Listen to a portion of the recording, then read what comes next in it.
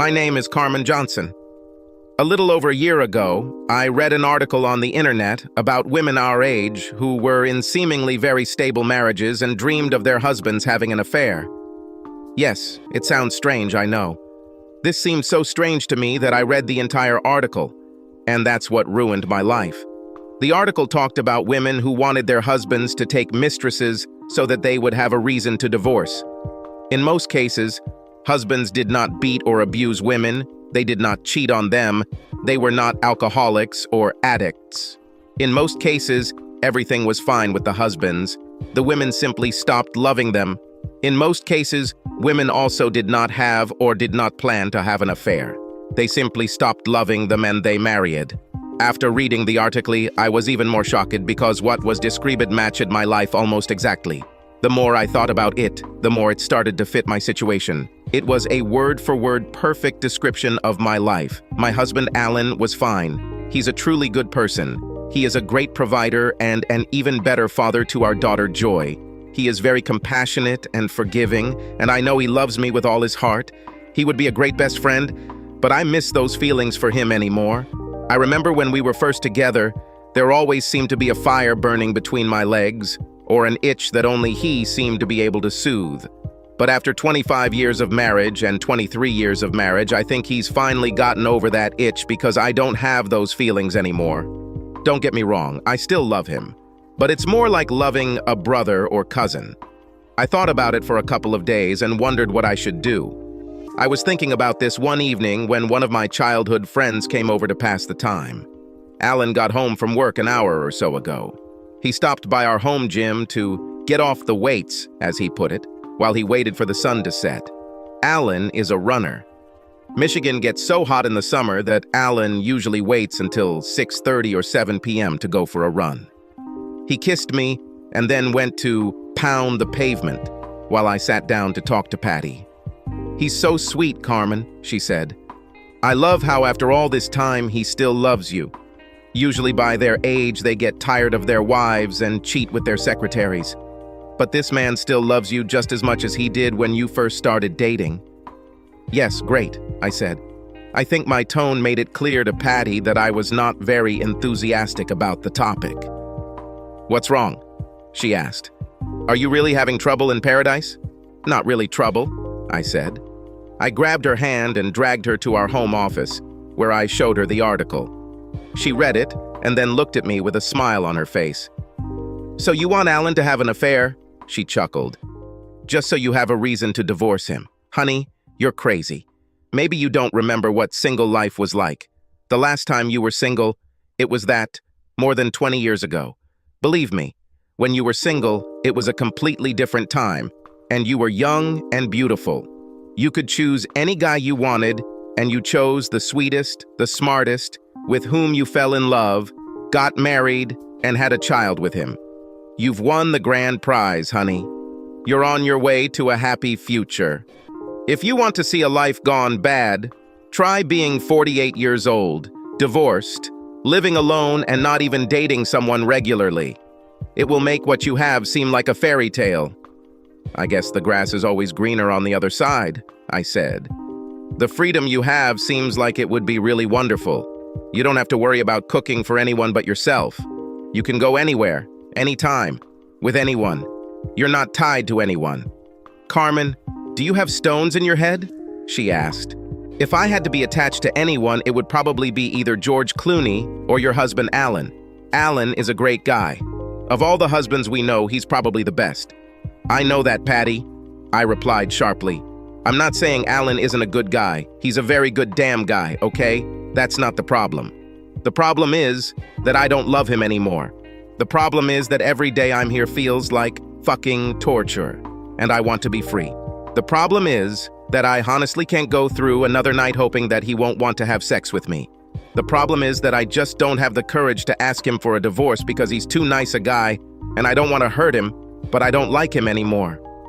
When I spoke, my voice rose to a scream. Patty looked amazed in front of me. Her eyes were huge, and her hand covered her mouth. "Did I shock you?" I asked. "I thought that when we've been friends for as long as we have, we can be honest with each other."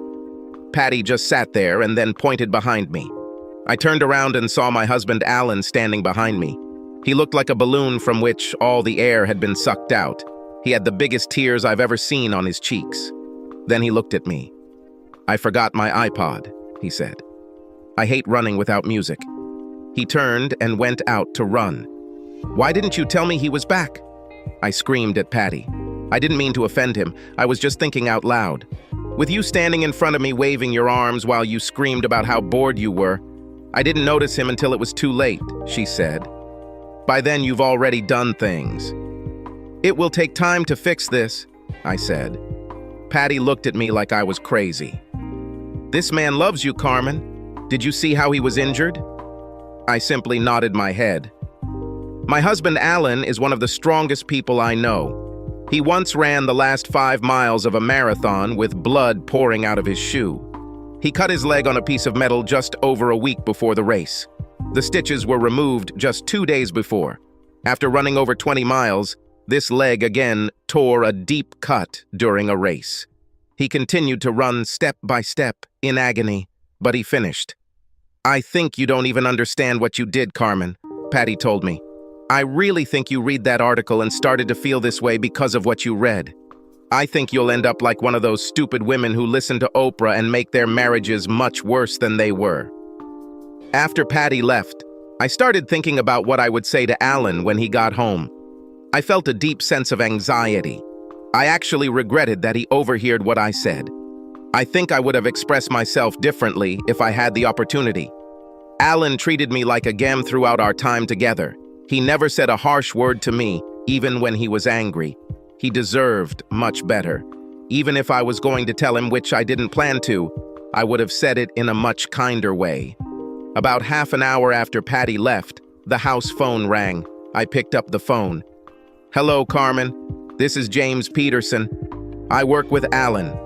One of our clients had an emergency with their ventilation system, and since Alan was developing the system, we need him here as soon as possible. I tried to call his cell phone, but the phone goes to voicemail. Do you have it? No, James. He's out for a run. He should be back soon. As soon as he gets there, I'll tell him you called. Thank you, Carmen, he said. Then he hung up. About 10 minutes after his call, Alan returned. His eyes were so different compared to how they were when he kissed me when he went for a run. They were dull and lifeless. His smile disappeared, and the easy, comfortable atmosphere we shared with each other also disappeared. He looked at me, not as a man who loved me and lived with me for more than 20 years, but as a stranger. He looked like he was waiting for me to say something. James Peterson called you, I said. I felt like a coward for distracting his attention from our problems, but at that moment, I just didn't know what to tell him. I needed more time to think about what I wanted and what to say, hours until he got home. Our voicemail was empty. I called his cell phone and it rang several times before going to voicemail. I started leaving him a message but didn't really know what to say.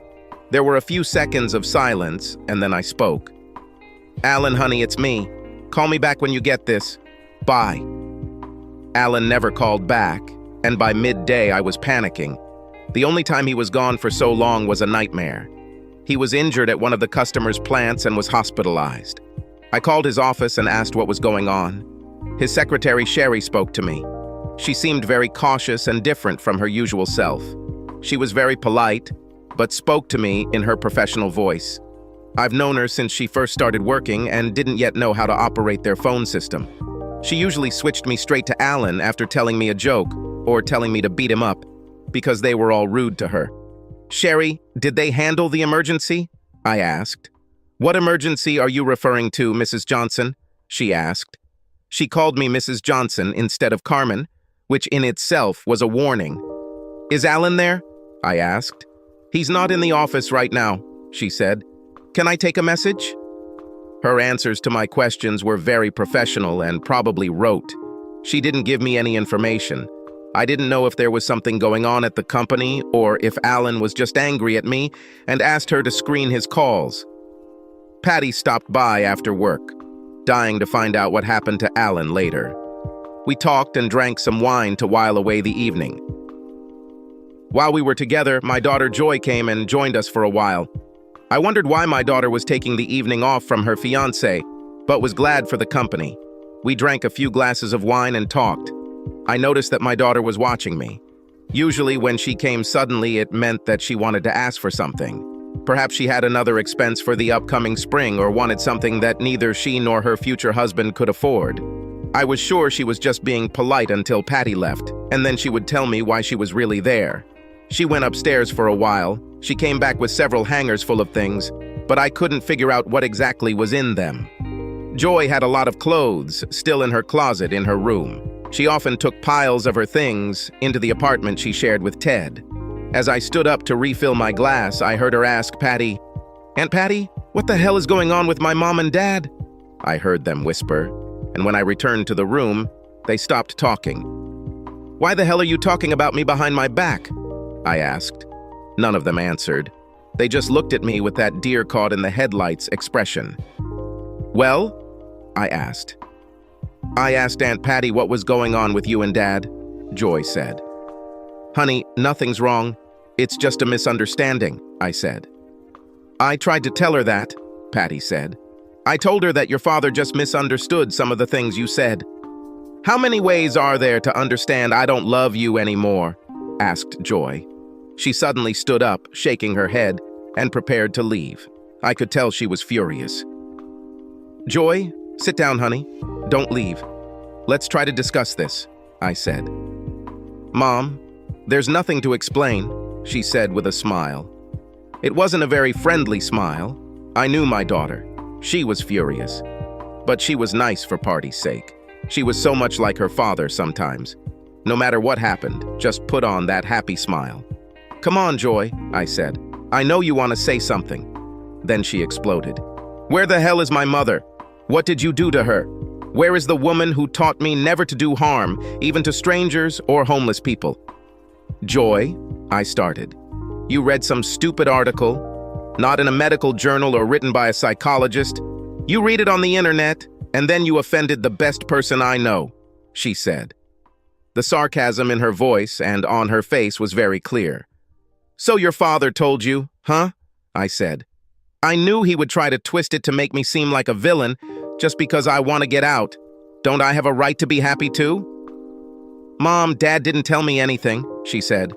"I went to his work to ask him to pay for the photo fay for the wedding. Ted and I simply can't afford the prices they're charging us. He said he would be happy to pay for it, but I noticed that something was wrong with him. I stayed a little longer to try to figure out what was going on. I told him I would come here to give him printouts of prices and packages, and we could decide who to hire.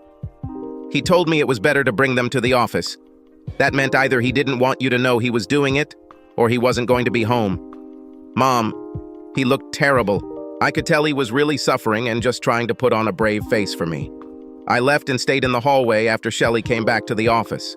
I heard her tell him that his divorce lawyer was on the line. I was shocked, but I've seen enough parents get divorced from my friends. The way Shelley talked to him, she was very caring. I could see that she was trying to be his friend and support him in this. I went back and talked to him. I told him I heard them talking and asked what was going on. "Do you know what he told me, Mom?" she asked. "He told you that I began. "Nothing, Mom," she said. "He told me the same tired crap about how it had nothing to do with me, and that both my parents loved me, and that there wasn't always a right or wrong about these things. Sometimes people just change," he said. "But Mom, when I looked at him, barely holding back the quiver in his voice or the tears in his eyes, and I thought, so yeah, I picked up a couple more suits for him to wear to work while I'm here. But I really wanted to take a look at you too. I thought maybe you'd be upset too and we could work it out. But you're sitting here quietly drinking glasses of wine with Aunt Patty while my dad is miserable. So yeah, I asked her what was going on. Now I know and I'm leaving. Mom, I hope you're happy. Dad is still Dad. He gives you what you want, just like he has for the last 25 years. But you know what they say, be careful what you wish for." She headed towards the door. "So I'm still a villain, huh?" I asked. She turned around and stared at me. "What did you expect?" she asked. "I love you, Mom. Dad told me to remember that. His exact words were, She's still your mom, and she loves you too. The problem, Mom, is that I just don't like you very much right now. Joy, wait, I said. We need to talk about this. And I want to talk to your father. I don't feel like talking right now, Mom, she said. And Dad sent you an email.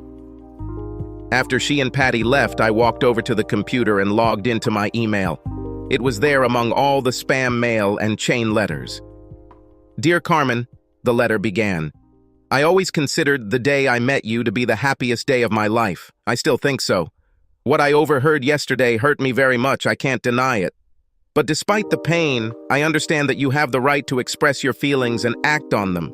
I think when this is all over, I will still be glad that you were in my life as long as you were. You were the ideal wife. You were loving, beautiful, smart, sexy, and the best friend I have ever had.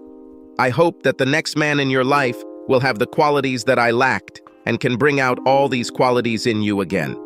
What I want most is for you to feel like you can trust me enough to just sit down with me and explain how you feel. I guess that's another thing I missed because I would never force you to stay with me if it made you unhappy. I honestly thought we were happy. As always, I will do my best to give you what you want. I have already told my lawyer to start divorce proceedings. I'm not going to try to be unfair to you. We'll split everything in half, including the house. But if you want to keep the house, we can include that in the agreement. The only thing I insist on is a clean break. I don't want to send you a check every month or something like that. Our attorneys can work out a lump sum payment or other appropriate financial terms. It would be nice if you could spend Saturday with Patty or your friends so I can come and pick up the rest of my things. I would really like it if we could do this at least without involving lawyers. I'll come on Saturday after 9 in the morning. If you're still there, I won't stop. Always remember that I loved you with all my heart, and my greatest dream was to grow old together and watch over our grandchildren. Since that probably won't happen, I'd like us to get this over with as quickly as possible and with as little trouble as possible. My lawyer assures me that most divorces don't actually go to trial. We have no custody or child support issues, so all we have to do is agree on finances, sign the papers, and move on. I really enjoyed the past 25 years, but that was probably just my ego. Now it's your turn to enjoy the next 25 years. I hope you find what you are looking for. Love, always, Alan. When I read this letter, the first thing that came to my mind was relief. Patty told me several times about how her divorce was filled with hostility. They argued about every little thing for months, dragging out their divorce until it seemed like it took them years to free themselves from each other. Even after it was all over, he continually cheated her out of child support payments until they ran out. They divorced more than 10 years ago, and both still could not meet each other without a quarrel. However, only I knew the strangest things about their divorce. Greg dated a lot of women, and so did Patty, but neither of them ever settled down with anyone else. More often than not, Greg dated frivolous women, and Patty complained loudly about the types of men she dated. Both were unhappy, and secretly they met several times to have sex. There was no commitment, and they didn't stay together overnight. They just met, had sex, and left without saying a word. I wondered if I would ever become that desperate. But at least Alan's letter let me know he meant to be right, aggravated with me during the divorce. Over the next few weeks, I woke up whenever I wanted and tended to my garden, although I didn't understand why. The house was on the market and it made me want to cry, but I couldn't help it.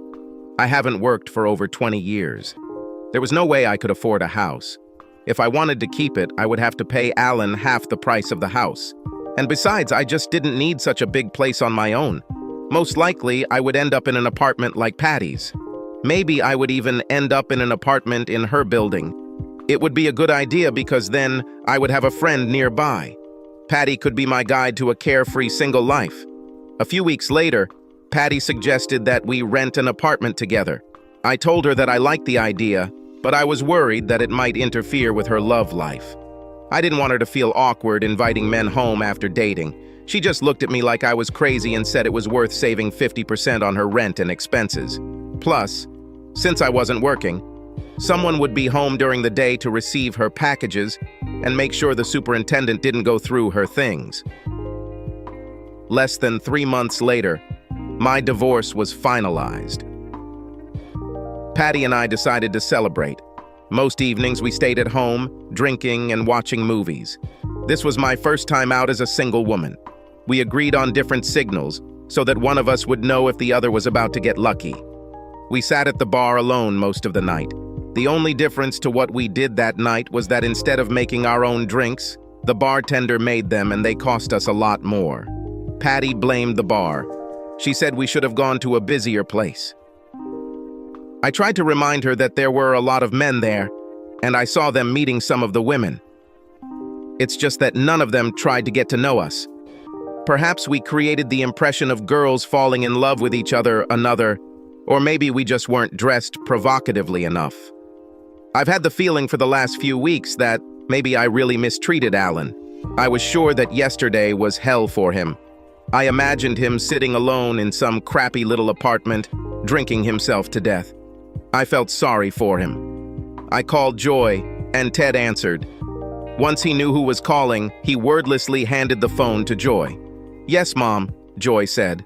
"How is your father?" I asked. I know yesterday was probably hard for him. Maybe I should call him and try to cheer him up. "Mom, Dad is on a cruise," she said. For a few months, he kept to himself. He bought a nice little house in a very nice community. He did a lot of things to the house. Looks like it's his hobby now or something. Anyway, I think he's gotten over his depression because he looks really good. There is no trace of sadness left. You know, I always thought he was pretty sweet. Anyway, I think he started dating again because when he was shopping, I saw him take 2 units of most of the goods I bought. So I was wondering, how would you feel about me dating him? She asked. For the first time in months, I felt a surge of emotion. I didn't say anything, but the thought of Patty dating my Alan filled me with anger. I imagined a loathing sex and almost lost consciousness from nausea. "I have no way to contact him," I said. "Sorry." "Oh, you don't have to worry about it," she said. "Joy will come over to talk about the wedding later. She called earlier." I toyed with the idea, and the more I thought about it, the more I decided that I didn't like it at all. But Patty is my oldest friend, and I didn't want to offend her, so I didn't say anything. My daughter actually came later. We talked about the latest plans for her wedding and when rehearsals would start. I didn't really have much of a say in the planning and felt bad about it. She told me that certain things that happen at some weddings would be excluded from hers to avoid hurting her and my father's feelings. As she told me, I wouldn't have to worry about awkwardness because I wouldn't have to sit next to her dad. I won't have to dance with him either. "But I don't mind sitting with your father," I said. "And it will only be one dance. Your father isn't a very good dancer anyway." She just looked at me and shook her head. "Well, it is," I said. "He stepped on my feet so many times." She continued to shake her head. "Mom, that's not the point," she said. "It was Dad who didn't want to dance with you. Dad is a great dancer now, but he didn't want Selena to be jealous." My head started hurting at that moment. "Who the hell is Selena?" I exploded. My speech sounded strange and I felt heat all over my body. It seemed like I could only move one side of my mouth. I tried to stand up so Joy could tell me who Selena was, but my left leg just gave out. After that, everything became blurry. Joy sat me down and called an ambulance. The only thing running through my mind was, who the hell is Selena? I woke up a few hours later with my daughter and Patty sitting next to me. They called a nurse when I came to. The nurse came with the doctor. He examined my eyes and checked my vital signs. He asked me to extend my arms towards him, and I did so. He told me to spank his hands one at a time. I tried to hit him as hard as possible. He treated me like an idiot. "Can you say something for me?" he asked. He still spoke very slowly. "Joy, who the hell is Selena?" I asked. "She speaks very clearly and well," he said. "She has control over her motor skills and speech. She also doesn't have any memory loss," Joy said. "She remembered all the places we stayed." "Yes, but her blood pressure is rising again," the doctor said. "Maybe it's better to talk to her so she can calm down." He went off to do what doctors do, and left me with Joy and Patty. "Mom, do you remember the cruise that Dad went on a few months ago right after your divorce?" asked Joy. "Let me guess. He met some old bitch there and fell in love with her?" I replied sharply. Neither Patty nor Joy could believe how angry I was. "Mom, if you don't calm down, I'll make them give you a sedative," Joy said. I looked at her and she started talking again. "Dad did meet some people on the cruise, but not Selena. He met people from his car club there. It's a group of people of all ages who drive powerful cars like Dad's Mustang. He started doing things with them, going to car shows and making trips. I loved it because it got him out of the house and, more importantly, out of his shell. I don't think you understand how painful it was to sit and watch my father slowly die before my eyes." "I'm very calm," I said, "and I remember it all. I'm a bad guy. I just threw your dad away like old trash, so how about we get to the point?" Anyway, a few weeks after Dad started getting involved, Selena showed up at one of the meetings. She had one of those new Camaros. Her husband bought it. He was as much a Camaro fan as Dad was a Mustang fan. Her husband died, fighting in Iraq. Her uncle was a member of the club and dragged her there to get her out of the house. It took a while, but she and Dad started spending time together. She has a son about 6 or 7. Wherever they went, they took him with her. I think it didn't start out romantic at all. They just did things together. They went to dance classes together, car classes, and picnics. Dad helped with her son's baseball team. She's really nice, Mom, and she's invited to the wedding. She helped a lot with the planning. If you give her a chance, Mom, I think you can become friends. After all, you have nothing to fight about. You didn't want Dad, and although she won't admit it, I think she wants him." I didn't know how to tell Joy that even though I'd never met her, I was already mad at Selena. Over the next 2 days, the doctors and hospital staff ran many tests on me. I had a very mild stroke. In a few days, I'll be good as new. But they also discovered that I had high blood pressure. I also had a very serious hormonal imbalance. To treat high blood pressure, I will initially take medication. But if I change my diet and exercise more, I might be able to get off the medication. If not, I'll have to take them for the rest of my life. They also started hormone therapy while I was in the hospital. After 3 days on hormones, my body began to react. I was horny as hell and wanted my husband back. I was supposed to be discharged from the hospital the day before the last rehearsal, Joy's wedding. My seamstress came to the hospital and fitted my dress. After a week in the hospital on hospital food and a low-fat, low-sodium diet, I had already lost several pounds. I asked Joy why her father didn't visit me in the hospital, and she looked at me like I was crazy. "Mom, you remember how much you offended him?" she asked. "We're just lucky that he's coming to the wedding. For a long time, I thought it was going to be either or." "What do you mean?" I asked. "I thought either you would be there or he would be there," she said. "But I was sure that I would not have the opportunity to get both of you." "Joy, I was never mad at your father," I said. "In fact, I never stopped loving him. I wouldn't have a problem if we both attended your wedding." "I know this, Mom," she said. "Well, I know most of it. It was him. What you said about not loving him anymore and him not turning you on really hurt him. It would be too awkward for him to approach you." "Well, I was wrong," I said. "What do you mean?" she asked. "Joy, I still love your father, and I want him back. I can't wait to see him and tell him," I told her. "Mom, don't try to create any nonsense at my wedding," she snapped. "If I have to, I'll make them drag your ass out of there. Unlike some of the women in this family, I will only do this once. I met a man with whom I want to spend the rest of my life being creative." "Don't you understand?" I said. "Yes, Mom," she said. "I understand. I spent a lot of time talking with Aunt Patty. She told me everything about your life. So, you decided to try to win him back when he finally forgets you and finds his happiness." "No, stupid," I smiled.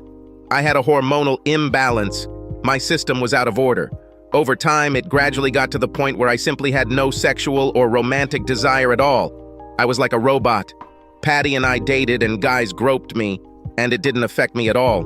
They could feel my breasts or do whatever they wanted, but I just didn't react. I just didn't feel anything. But now that I'm on hormone replacement therapy, it's all coming back, I said. Well, Mom, I'm glad it's coming back to you. And it's better than reading this on the internet and deciding you don't love Dad, but remember my warning. If you bother Dad or Selena, if you ruin my wedding in any way, I will throw you out and never speak to you again. She just shook her head as she walked away. I had a strong opinion that my own daughter did not believe me. I truly believe she thought I was running some kind of scam on her, and I was just bored with the single life and wanted my husband back for the comfort and security he could offer. Patty came later and took me home. She was a little grumpy about having to go and pick up all my prescriptions. Most of the medications I received were temporary. I would only be on them for a month or so. After that, all that's left is hormones and high blood pressure medications. We also had to go shopping for groceries that I needed for my diet. I asked her why she was so upset, and she told me. She had not yet been able to find a suitable date for the wedding, and this worried her greatly. For Patty, Joy was the closest thing to a daughter. She held a very important position at the wedding. For this occasion, a professional stylist did her hair and makeup. Why not take advantage of one of your bar meetings? I asked. Carmen, these guys don't want to be around the wedding.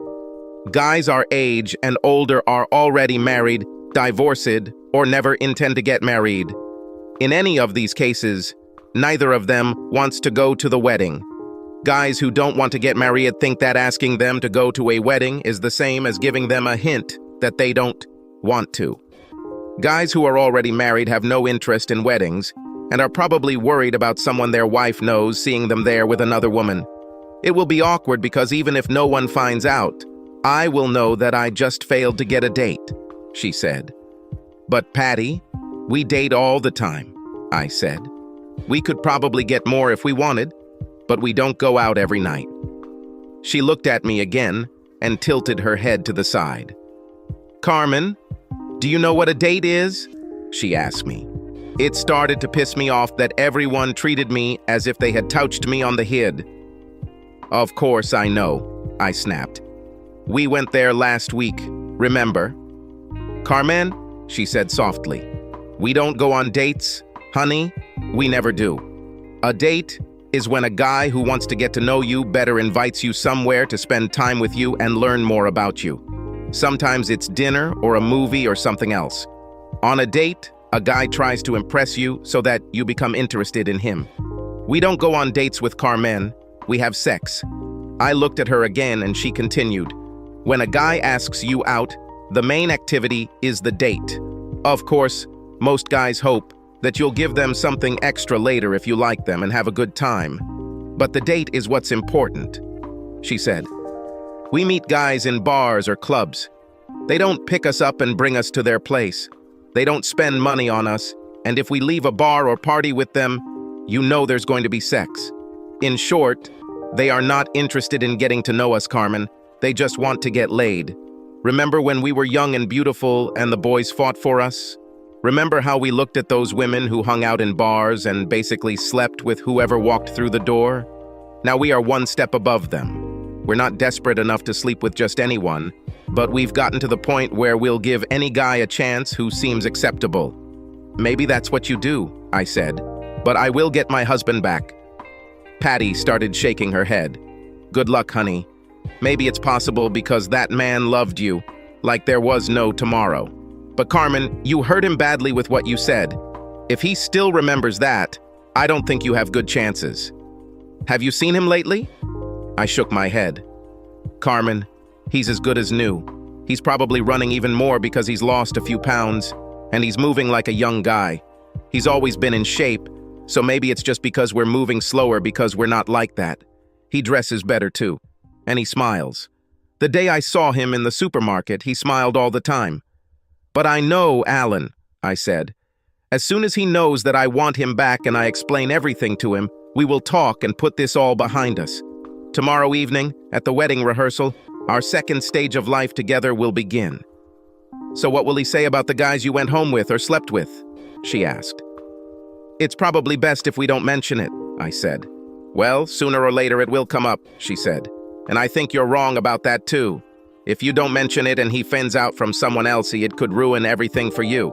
You hope you end up getting married again, don't you? Well, yes, I said. We should never have gotten a divorce in the first place.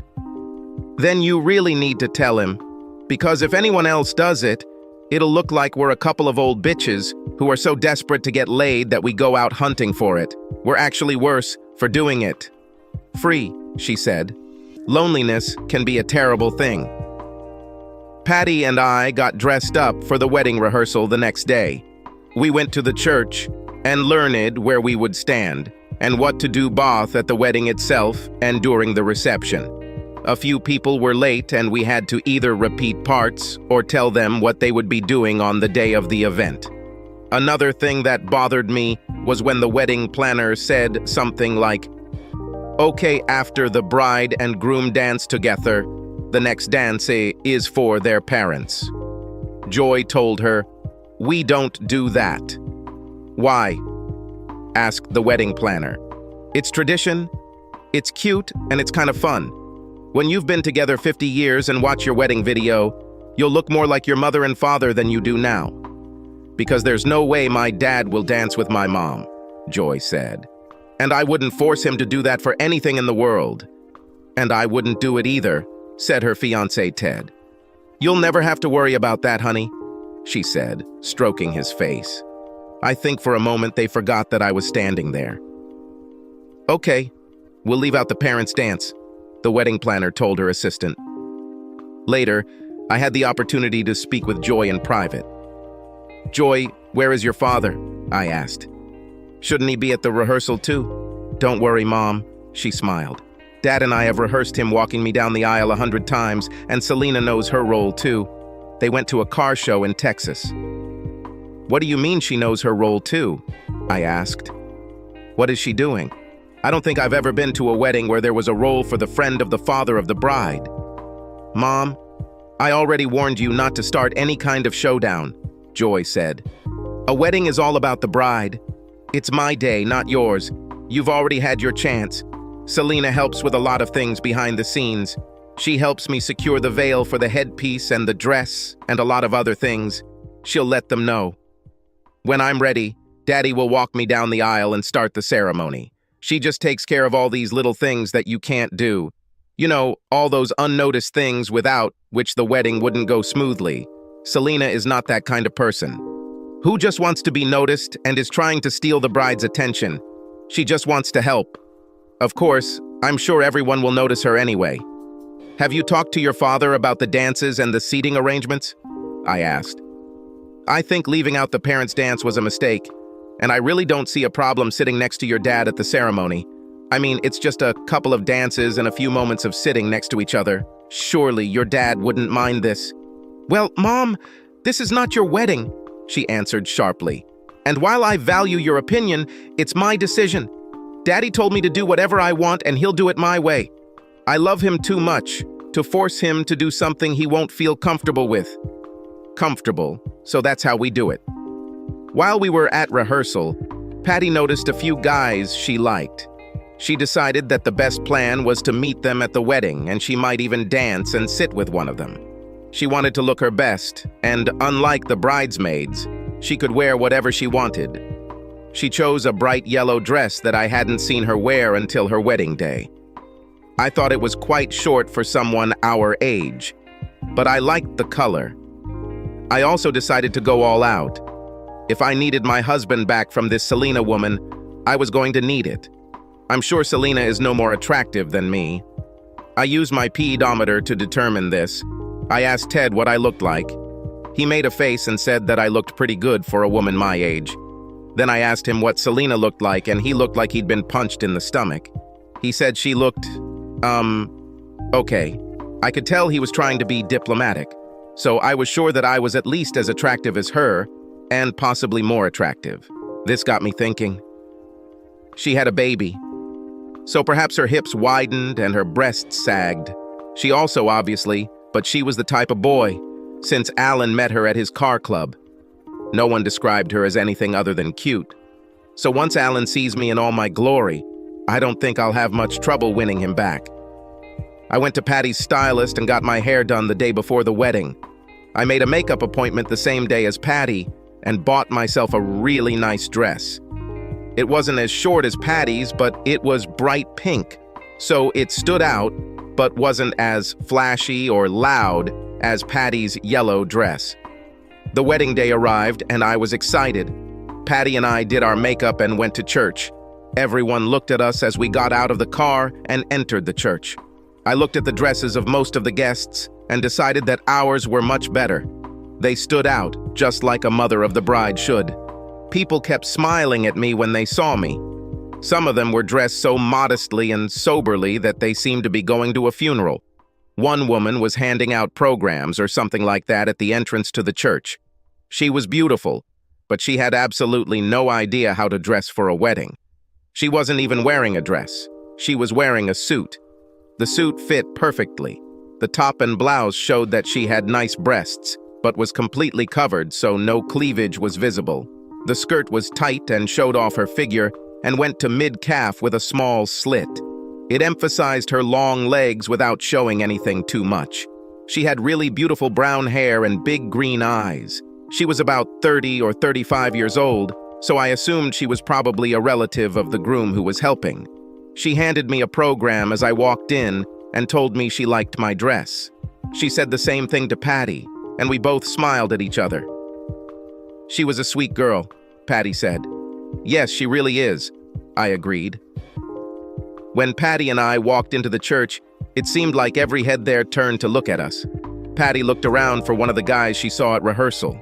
We sat together for a while until Patty jumped up and started waving when she spotted one of the guys she was waiting for. She stopped waving when she noticed he wasn't alone. "That bastard is married," Patty spat. I stood up to get some water to drink my medicine and noticed the woman at the door was still waiting after everyone had sat down. I smiled at her and asked why she hadn't come in yet. She told me she was waiting for her date. He was late. "Men," I said. "They always either rush us or make us wait." "Yeah, but this one is definitely worth the wait," she said. As she said this, her smile grew a little wider. I wonder if my face was this smooth when I was her age. And I wonder if my emotions were as clear and easy to read. This girl was in love. There was no doubt about it. As soon as I returned to the church, the page boy came for me. He brought me and Patty further hell to the church, to the room where Joy was getting dressed. As I walked by, I heard someone whispering about two old bitches in clown dresses and bright makeup. I was furious. I was hoping to see them. I would fight them back. How dare they create a performance on my daughter's wedding day? When Joy walked into the room, I was amazed. She looked radiant. Her headdress was already secured and her veil was raised. All she had to do was put it down. Whatever Selena is, she did a great job. "Mom, what are you wearing?" Joy asked sharply. "And you too, Aunt Patty. Why did you do that?" "What have we done?" I asked. Patty shrugged. Somewhere in the back of my mind, it started to dawn on me. Joy wore a very soft white dress with pale peach accents, trim, and veil.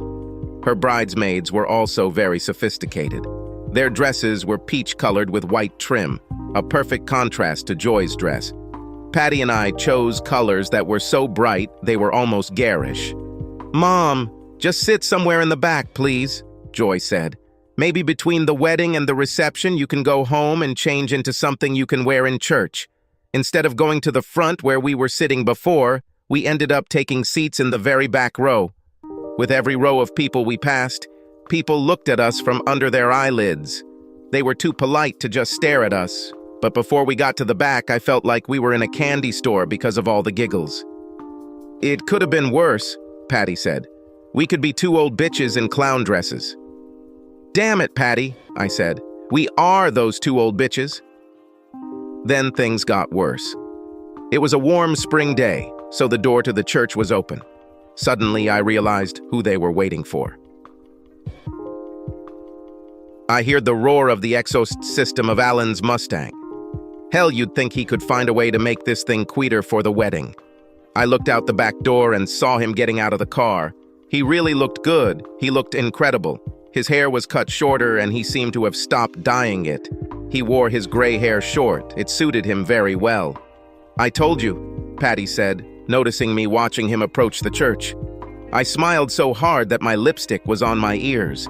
I heard Alan walking up the steps to the church and my smile widened. I couldn't wait for him to see me. Before he entered the room, I turned back and looked ahead. I didn't want it to seem obvious that I was looking for him. I needed to act calmly. But the thing is, after all this time with my hormones out of balance, now that they were normal, my panties were almost wet. Alan and I weren't going on a date after we got married. It would definitely be casual sex and he would definitely get it tonight. Another thing that interested me was that Alan came alone. Then I started wondering why the hell he hadn't come in yet. I heard a sound from the hallway.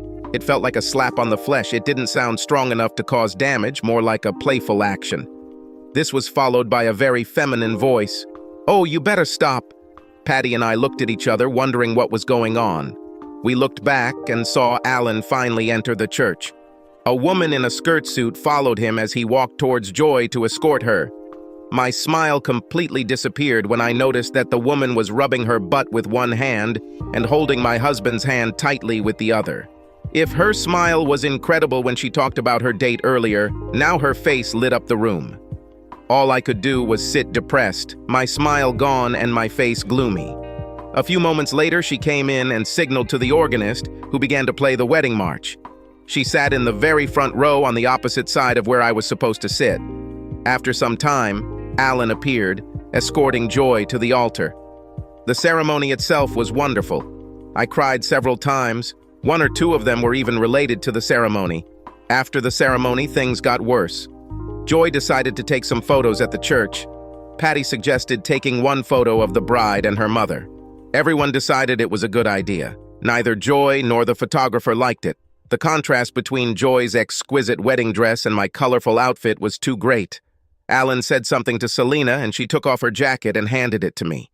She simply took off her jacket and handed it over. Her smile didn't change. She was clearly willing to do anything to make my husband happy. It reminded me of how he always treated me. I'm not a big woman at all, but I couldn't even fit my hand into her jacket. Although she was slightly taller than me, she was thin. The photographer took several photos of Alan and Joy together, and one photo of Alan and Selena together. This made me extremely angry. Finally, at Patty's urging, the photographer took one photo of Joy and me together. I pressed myself close to her and pressed my face to her cheek. I asked the photographer to take a close-up. This way the color of my dress wouldn't really show. I was going to burn this dress as soon as I got home. He took the photo, and as I moved away from Joy, I heard everyone around me gasping. I looked at Joy and noticed a large smudge of my makeup on her cheek. Joy looked around and asked what was going on. Someone handed her a mirror, and she sighed too. "Don't worry," Selena said. "I'll fix it. Let's go back. It'll only take a minute." Joy rolled her eyes at me and followed Selena. I decided this would be a good time to talk to Alan. At first I was nervous, but then I gathered my will and turned around to find that he was gone. He was on the other side of the church, telling people to go to the reception hall. He told them to drive slowly so they could get used to leaving later because there was an open bar and he was sure half of them would be drunk later. The thing that stood out the most was how happy he seemed. Patty asked me if I was ready to go to the appointment or if I just wanted to go home. All three guys she was following came with dates. Two were here with their wives, and Philip, the only single one among them, came with a plump woman who held his hand as if she were underwater and he was an air hose. Patty was at least as depressed as I was.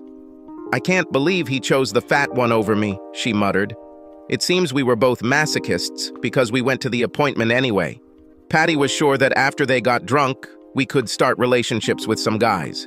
The reception was an incredible party. The band was very versatile and played both modern hits and old standards. I was amazed when Alan and Selena took to the dance floor and practically performed. I would have dropped dead if I tried to walk. Patty came over and covered my mouth. "Joy, when did your father learn to dance like that?" asked Skyla. "He and Selena took dance classes together," she said. "He asked me several times to go to classes with him," I replied. "Maybe you should have done that, Mom," she said. "They look like they're having fun." "Yes," I said. "It really seems like it." During dinner, I became even more depressed listening to the conversations. Ted and Joy were going on a cruise. Looks like my husband and Selena made the same trip.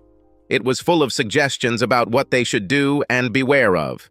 After the newlyweds left, I stayed to drink and watch the dancing continue. It was depressing, so depressing that I didn't even realize what was happening until it happened. "I didn't want to leave without talking to you," he said. I looked up and saw Alan standing behind me. I tried to smile and ran through what I wanted to tell him in my head. This was my chance. I even had papers about my medical condition in my purse. So if he doesn't believe me, I could prove it. I'll just tell him that I've always loved him, and that the only reason I believed that stupid article was because of my hormone imbalance. I didn't mean anything I said, and could we please go back to the way things were? "Before you start saying, 'I told you so,' let me speak," he said. I smiled and nodded. "Now I understand," he began. "When this first happened, I wanted to die. I've loved you most of my life. I just wasn't ready for life without you. I wished so many times that I just hadn't gone back to the house for my iPod. Then nothing would have happened. It didn't work out that way. You and I would probably still be married." "Wouldn't that be great?" I said. "No need to be sarcastic," he said. "I knew you'd feel this way. That's why I never wanted to talk to you. I'm trying to thank you here.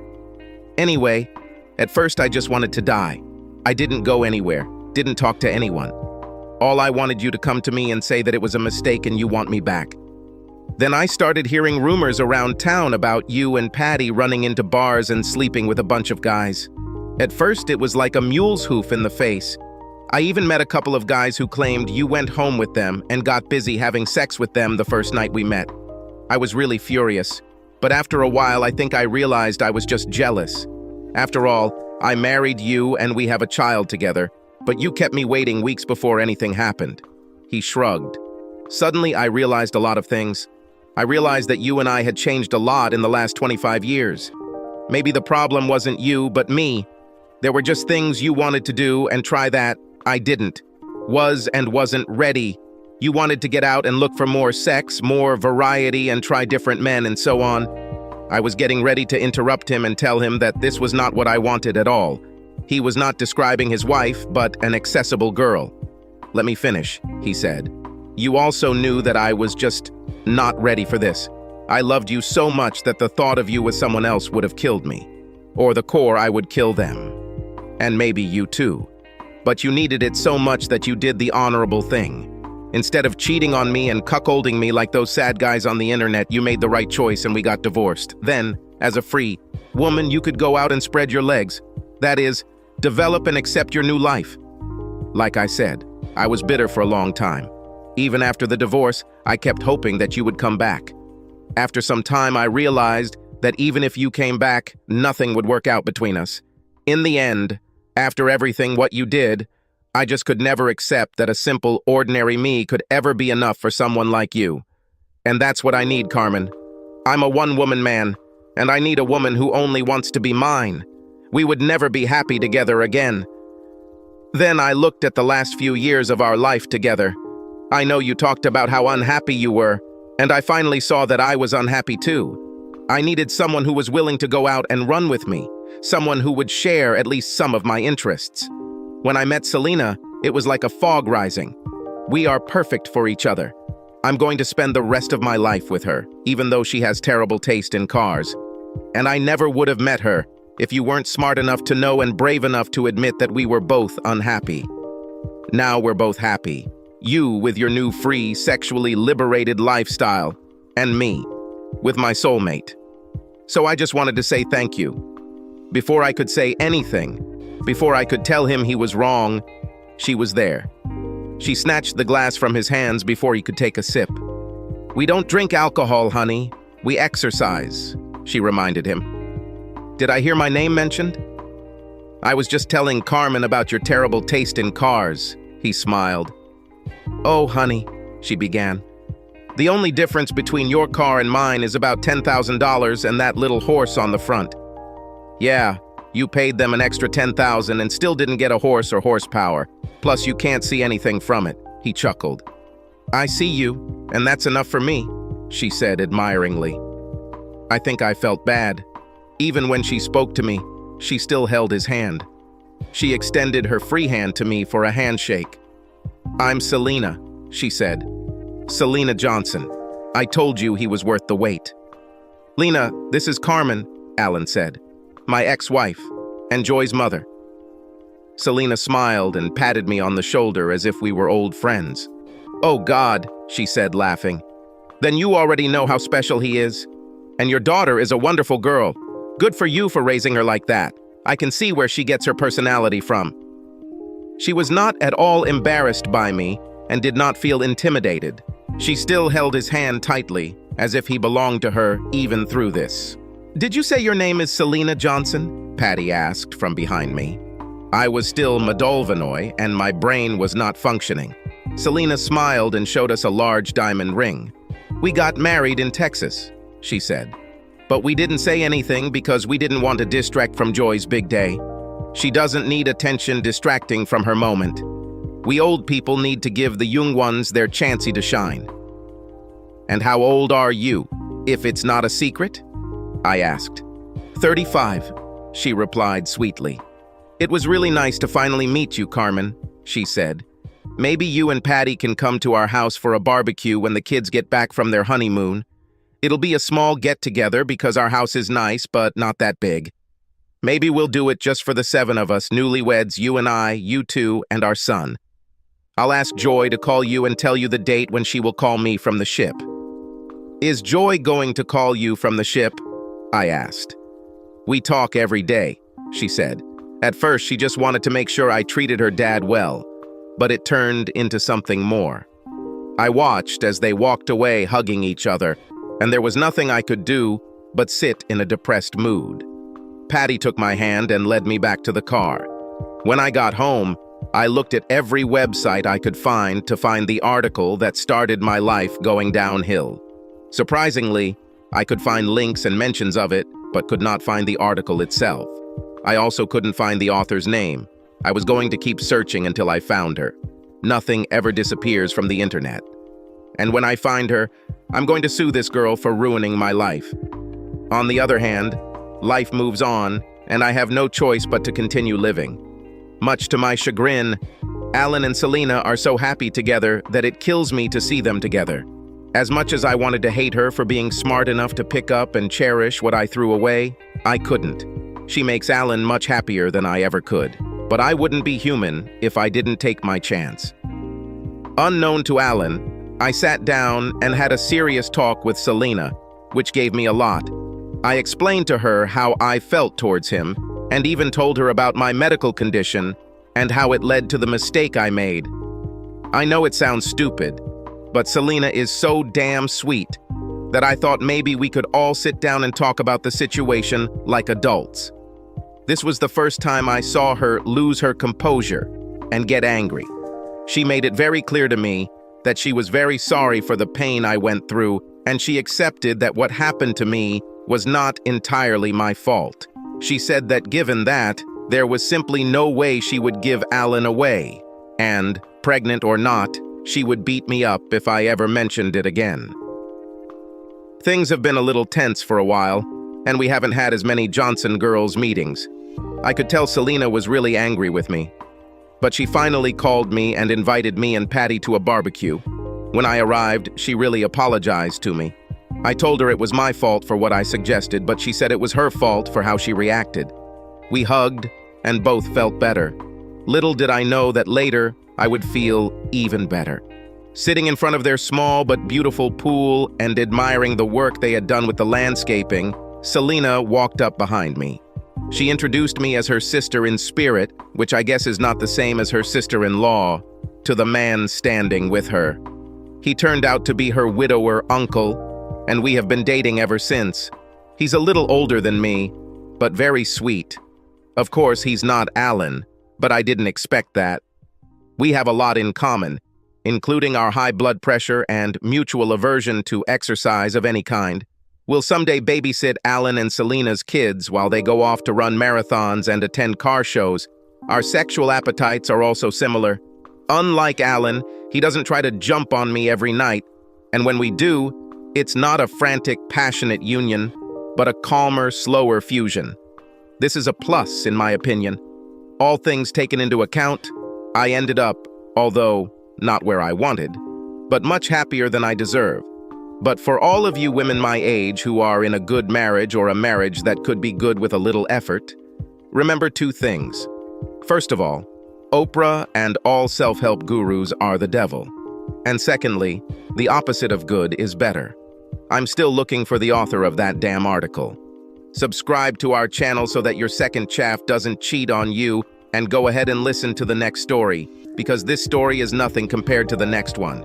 If you're under 18, don't even think about listening to the next one.